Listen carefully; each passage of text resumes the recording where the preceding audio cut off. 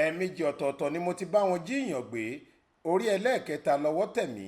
Oyèkánmi ló sọ bẹ́ẹ̀. Ajínigbé ni mí ní tòótọ́, wọn ò parọ́ mọ́ mi.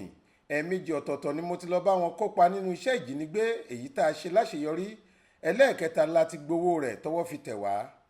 Èyí àtàwọn ọ̀rọ̀ míì ló ń jáde lẹ́nu ọkùnrin ajínigbé kan, Akínmọ́lá Oyèkánmi, lásìkò táwọn oníròyìn fọ̀rọ̀ wá lẹ́nu wò ní olú iléeṣẹ́ àwọn ẹ̀ṣọ́ àmọ̀tẹ́kùn ìpínlẹ̀ Ondo èyí tó wà ní Alágbàká nílùú Àkúrẹ́ nípínlẹ̀ Ondo lọ́sàn-án ọjọ́ Ìṣẹ́gun túsídẹ̀ẹ́ ọjọ́ 10 oṣù karùn-ún ọdún 2023 tá a wà nínú rẹ̀ yìí. Nígbà tó ń tẹ̀síwájú nínú ọ̀rọ̀ rẹ̀, ọkùnrin ẹni ọgbọ̀n ọdún ọ̀hún ní iṣẹ́ àgbẹ̀ lòun ṣe tẹ́lẹ̀ kí kádàrá tó sún òun lọ sídìí iṣẹ́ ìjínigbé.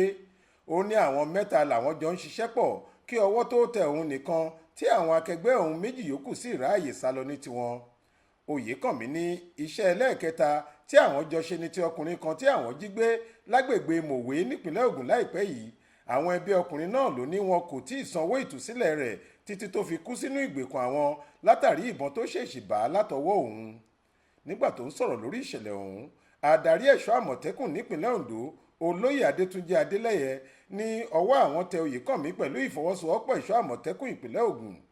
Ó ní àwọn ti ṣàwárí ẹbí ọkùnrin tí wọ́n pa náà àti pé láìpẹ́ làwọn yóò fi afurasí tọ́wọ́tẹ̀ náà ṣọwọ́ sí àwọn ẹ̀ṣọ́ àmọ̀tẹ́kùn ìpínlẹ̀ Ògùn níbi tíṣẹ̀lẹ̀ ọ̀hún ti wáyé fún ìgbésẹ̀ tó yẹ lórí ìwà láabi rẹ̀.